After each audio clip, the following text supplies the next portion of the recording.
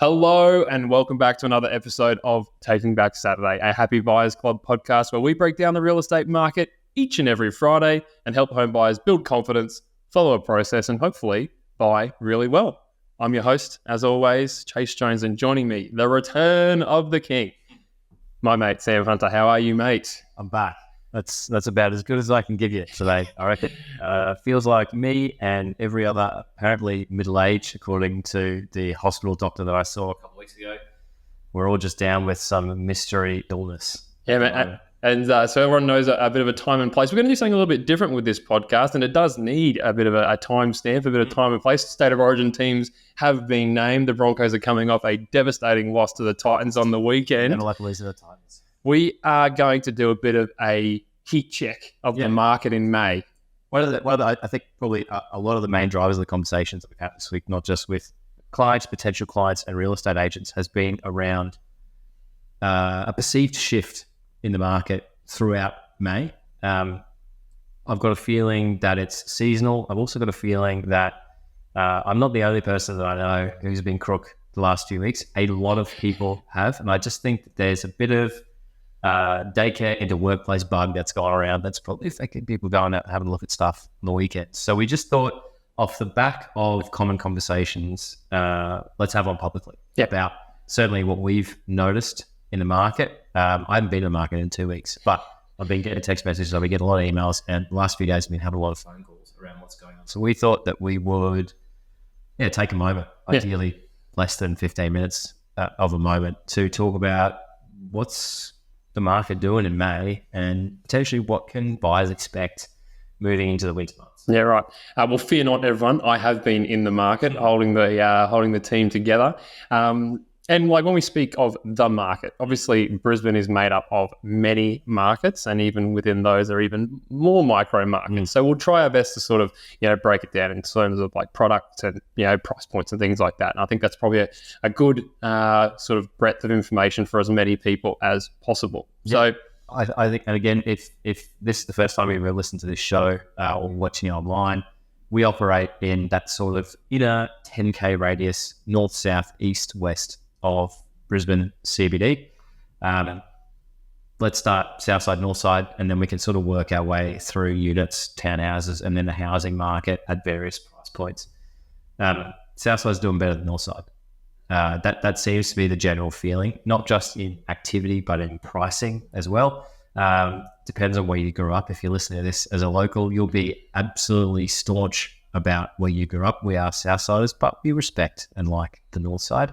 And it just seems like prices have increased faster. I would say it's been a steady increase everywhere in Brisbane, in our markets we operate in and in those wider markets as well. But it does feel like the south side skipped ahead a little bit when compared to the north side. We're seeing that in prices across the board, whether that's units, townhouses, houses, into the prestige market as well. That usually said, you start to feel things slow down if things sped up faster as well. And I think while the south side has been attracting bigger open home numbers, more offers, spiky prices as well, it's where I guess a lot of the conversations that we've been having the last few weeks have started as well, of real estate agents coming to us and asking us the question, what are you guys seeing in the market? And they're like, again, let's preface this with some context. The conversations that we're having with agents are they're getting 15 and 20 groups through an open home instead of 40 or 50. And it's almost, in some cases, like they think their throats are being cut because, we've got to call people back. 100%. I mean, I've heard the word fizzer thrown around for a 15 group open, which 12 months ago would have been considered a really good attendance for a Saturday open. But hey, how blessed have they been for the last, 5 to 6 months, where numbers have been in some places genuinely wild, like, lineups out the front, sort of pushing your way down the hallway, trying to get a glimpse around a home. You're not wrong. That's going to take some follow-up now. Well, without a doubt. And that's, there's probably a few things that will affect those open home group numbers. First thing, stock levels. So there's more property on the market in Brisbane now than there was 3 months ago. So there's a sense from buyers that they've got a choice and they don't all have to corral at that 10 a.m. open home and try and get there early to make the next one at 10 a.m., make the third one before 10:25, right? So when stock increases, naturally, the numbers of people at any one point at any one property will decrease. Mm-hmm. That's just like economics, let alone real estate, right? So that's one reason why there's probably a perception that there's been a change in the market, and perception is a real key word that I think we're going to harp on during this podcast. The way I have been describing it to agents after just like questioning of, are you serious? That's pretty good numbers. Like if you get 15 people to an open home, you're probably going to get 1.5 offers. You know, we always work on how many people are in open homes, like counting cards, right? If you can count groups of open homes, 10% of those usually offer on Saturday afternoon. Certainly the buyer's agents will probably be doing that. It's just a good gauge of how quickly do you need to get your act together if you feel like it's something that you want to progress.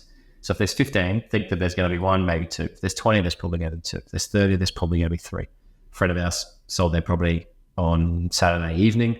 They had 45 groups through on Saturday. We're talking about the slow market, right?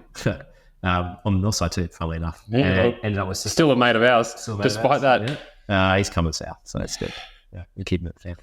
But ended up with 6 offers at varying levels, but one significantly above the rest. And actually, we'll get to methods of sale and what we're seeing in changing market at the moment as well.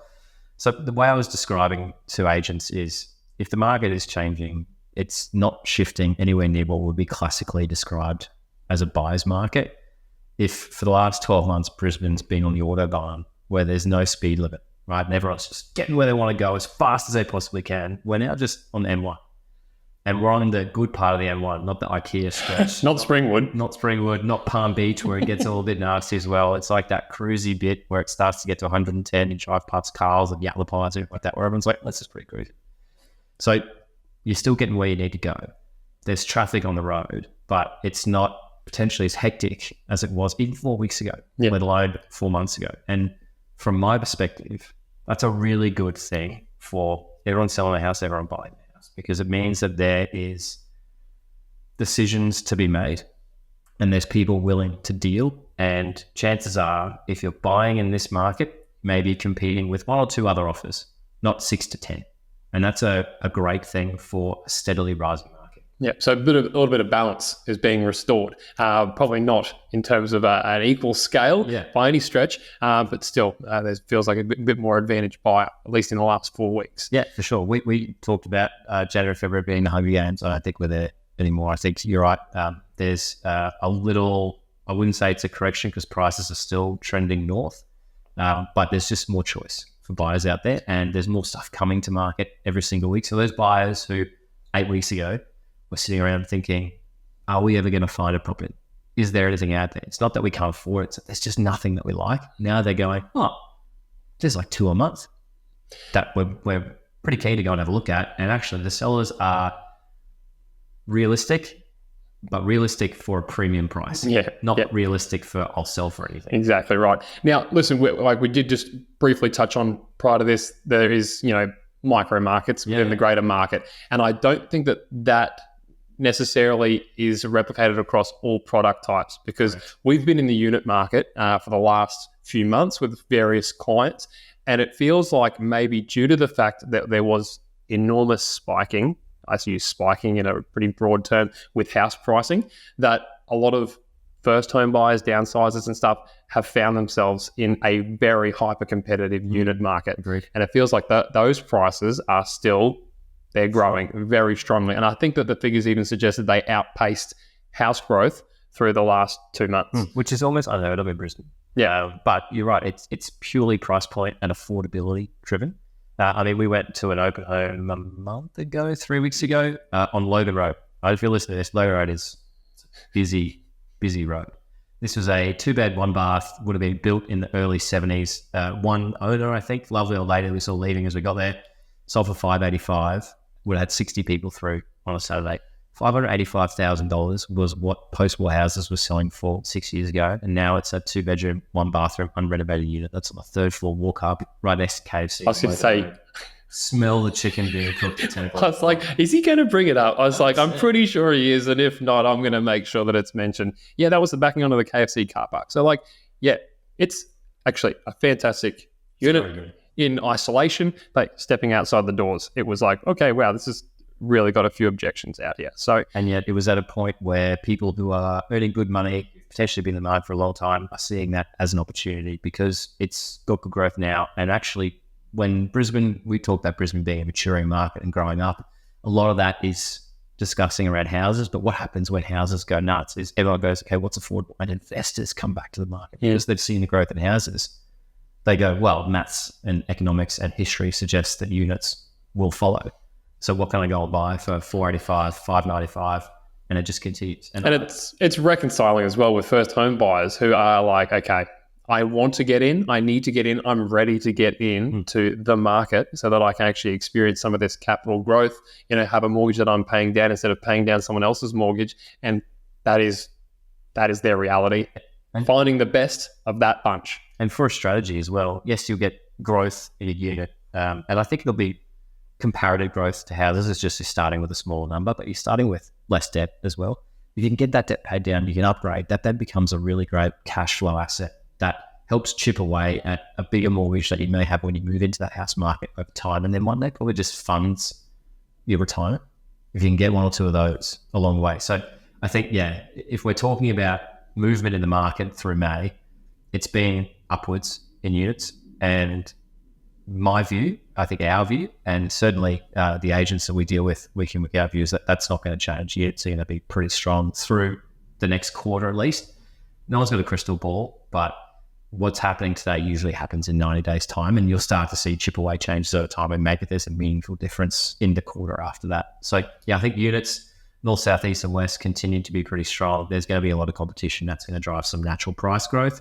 If you're in that market, find something you like, make a really competitive offer, and in 10 years' time, you can look back thinking about how cheap it is. Yeah, and I think that probably is reflective of also townhouses as well.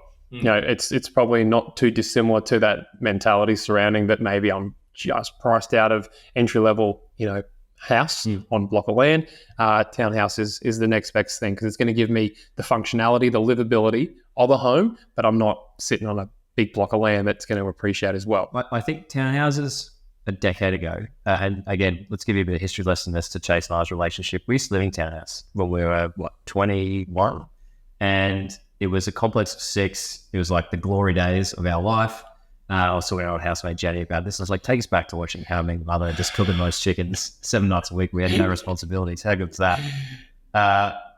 We were one of 5 out of 6 renters in that complex. We lived next door to the owner occupiers. And they used to say to us, like, our parents were so disappointed that we bought a townhouse. And it used to be like that. It used to be like everyone would turn their nose up if you bought a townhouse for anything other than investment, because houses in Brisbane were the be-all and end-all. We were a big country town. Now, townhouses are seen as affordable house alternatives, and more of them are being built as 4 bedrooms because they see it as a long-term house alternative, not just a stepping stone. And that's why townhouses have seen an acceleration of growth. Like when the market dipped in 2022, and if someone says to me the market went down 5 or 7% in Brisbane, I'll question them on that, because certainly on the ground, we didn't see it. We just saw people buying houses for really fair prices. They maybe weren't extreme premiums, but they certainly didn't come backwards.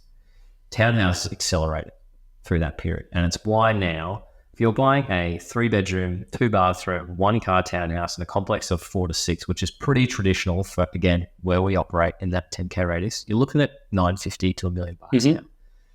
That's now starting to push the affordability button for a lot of people. It's driving them back to 3-bedroom units or 2-bedroom units just to get into that market. And that, to me, the townhouse market in inner ring Brisbane is the one that's felt the most wobbly over the last 4 weeks. You were guaranteed $1 million 4 weeks ago. Now it's like, let's get 950. That's a strong offer. Let's rock and roll, because people are just starting to question, do we save a bit of money and go and buy a house with some land for maybe 1.2? Or do we buy a 3-bedroom unit for 880 and just keep the $100,000 in our pocket, because cost of living still going up, still costing the money to fuel the car every week. I don't know if anyone who's listening to this has got kids, but berries are really expensive. Oh my God. And you got to buy like 4 or 5 punnets a week. So that cash in bank or cash in hand from buying for $150,000 or 10% less makes a material difference to lifestyle. And you get some growth and you could recycle it again sooner. So yeah, my view on townhouses is great investment, great property, not necessarily even a great style of home, just really good properties. But it's a bit price sensitive compared to the rest of the market at the moment. Yeah, and I'm sure that a lot of unit buyers are sensing that with the numbers that they're seeing, and maybe townhouse sellers are feeling that as well. Which brings us to probably the core part of our business for the most part is operating in the house space. And even within that, we talk, sub 1.5, ultra competitive as always, the 1.5 to 2 and then the 2 plus. Are we seeing any material differences in those, again, micro markets of house purchasing? Certainly, we're getting a lot more pre and off market opportunities in that sub 1.5. Whether it's people coming off fixed mortgages that they've had for the last 2 or 3 years and they've gone, wow, this has cost me $2,500 a month for 2 years. And it's now going to cost me $5,500. Yeah. I might go and buy a unit. Right? I might cash in my $400,000 or $500,000 of equity and go and buy a unit for a townhouse just to keep my lifestyle the way it wants, rather than sacrificing extra money to maintain the growth that I might be seeing in this house. So there's a lot of property that transacted 2 or 3 years ago. And I say a lot, it's probably increased by 20%, let's say. That is quietly coming to market at the moment. And that's making the big difference in what we're seeing, I guess, early, and having the opportunity to feedback on or buy, which is really good. I think it's really price sensitive again. If there's a lot of work to be done in that market, it's getting the 5 to 10 groups for an open home, because building costs are so much money. People are like, how long is it actually going to take me to find a builder? What's going to cost me, and do I want to do the work? If it's done and it's got a new kitchen, an extra bathroom and a deck, even if it only is a 3-bedroom, it's still pretty competitive. And they're the properties that you're seeing are making it all the way to auction still, or are being pulled early because someone's put something ridiculous on the table and the agent's like, we won't get that in the public light, we better just sell that now. Let's do it. Away we go. And we'll talk through at the end of this episode about how you can handle that. So I think houses 1.5 still going pretty well, but more realistic from both sides. So buyers, I think, are prepared to pay premium prices, and are making really strong offers early doors, whether it's an offers over campaign, a best and final offers by a certain date, or whether it's going to auction and they're seeing if they can buy beforehand, rather than people who are looking at data from 3 months ago and offering those prices. And I think it's the good properties that are getting the really good prices. Everything else is price sensitive. I feel like buyers are identifying that as less of a risk. They're willing to pay that extra little bit, that premium on top of market, to alleviate the risk of construction, which is such a strange place to be, because I know that when, particularly when I bought property 7 or 8 years ago, you sell 5 years ago, it was like, hey, we want the house that needs the work. Yeah. Give it to us. Like, we want to be able to take on not only the capital growth that the market's going to give us, but what we can add to this as well. Because, builders were lined up to do quotes. They were ready. They were available. So materials, things just came, I guess, easier. Whereas now people are hesitant because they're like, there's too much unknown for me. Like, I might want to, but can I actually do what I want to do to this property in a realistic time frame? So I'll pay that nip on top of what I think is premium to just alleviate that risk and just get the house that I want that's already done or thereabouts done. And to your point, therein lies the opportunity for somebody who is willing to take on a little bit of uncertainty or play a bit of a waiting game. Like, you did the work to your place a few years ago and you're thankful you did. I didn't. And now I'm actively watching my house fall apart because I'm backing in that we'll find a builder within 2 years that'll do what I want, instead of somebody who's like, oh, mate, just give me $1 million and I'll build you this house. That's not the house I want.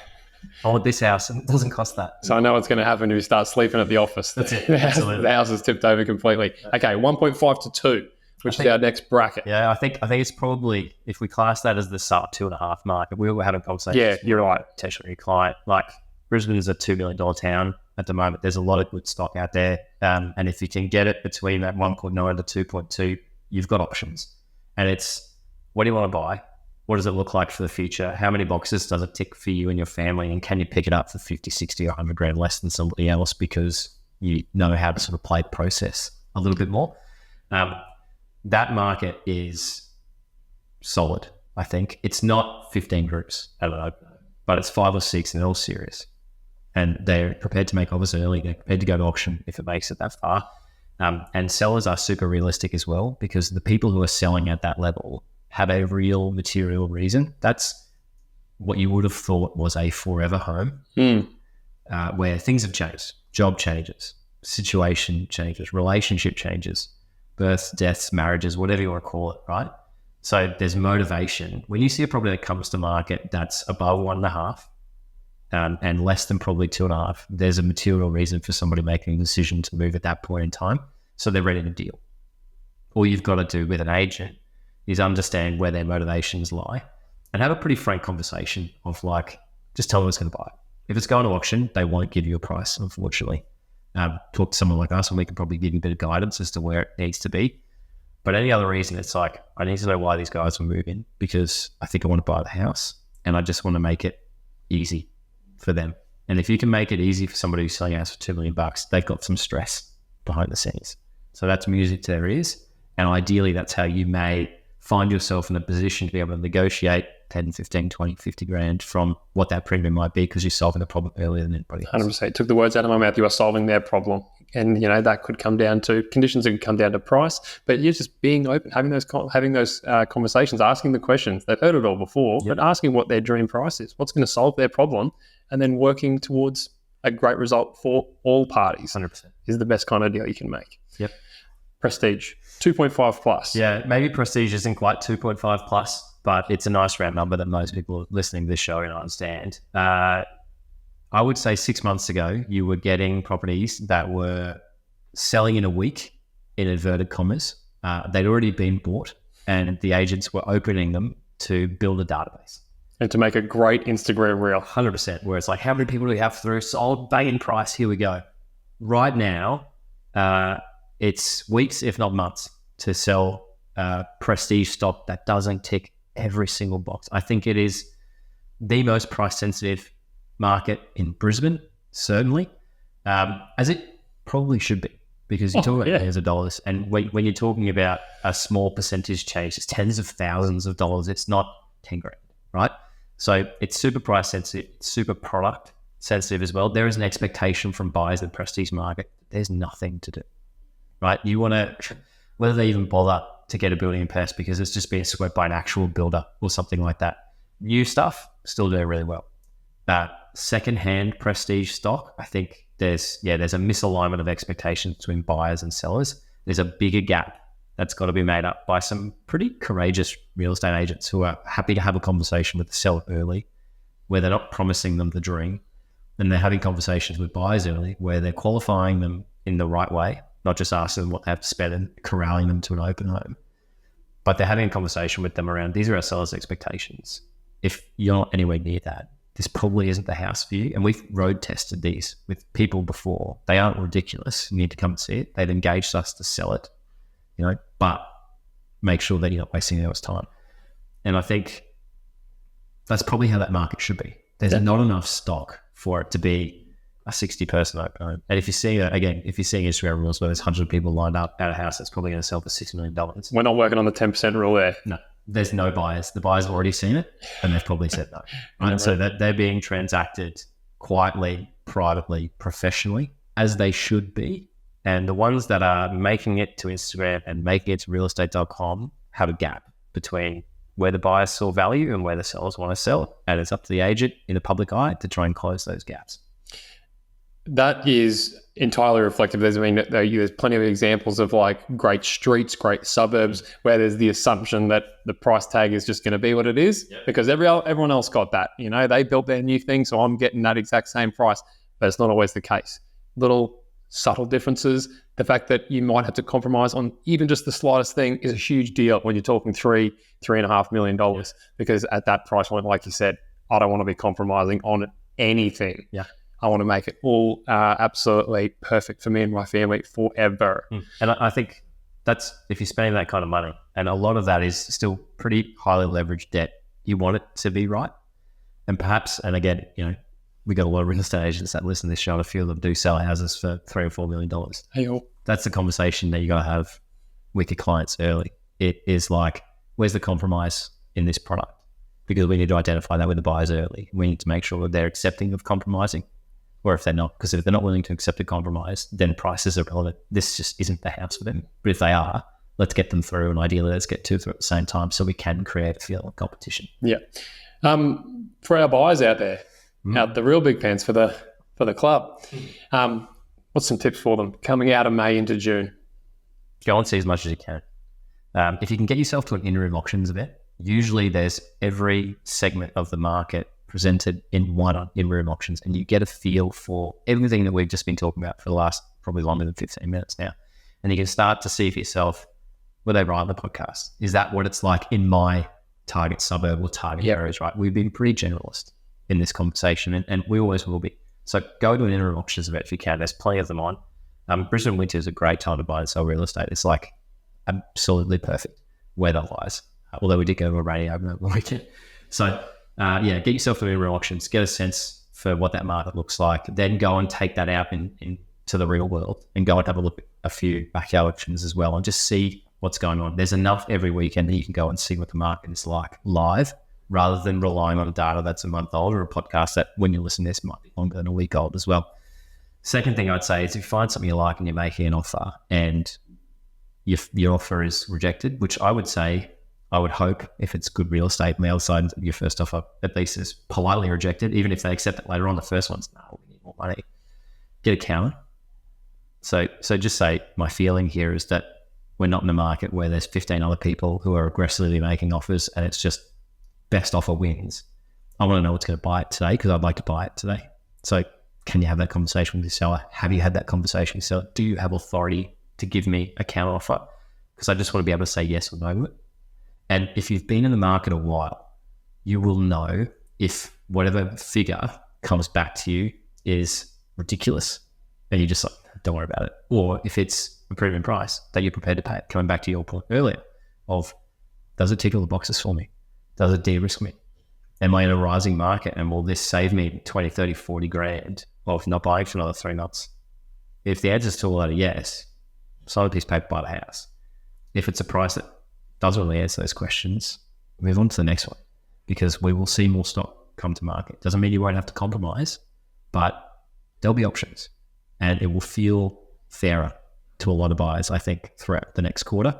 Doesn't mean, again, I'm going to keep making that point, doesn't mean you're going to buy stuff cheap. I don't think there is anything as cheap real estate in Brisbane anymore, and I don't think that there will be, but it will feel fairer and you will have more opportunity to have these one-to-one negotiations and one-to-one conversations with agents, and that will lead to you making good decisions and, just going to sound very cliche, ultimately buying happy. Nice one. Yeah, guys, stay proactive, be confident and get out there and get amongst the market because there are opportunities there to be had. Sam, got a tip for Origin next week? Oh, I don't want to tell you what my gut's saying. Queensland 1-12, can't back against them, even though we don't really win games at Buckhorn Stadium. That's not what he's saying behind the scenes, everyone. That's Sam. I'm Chase. Cue that song.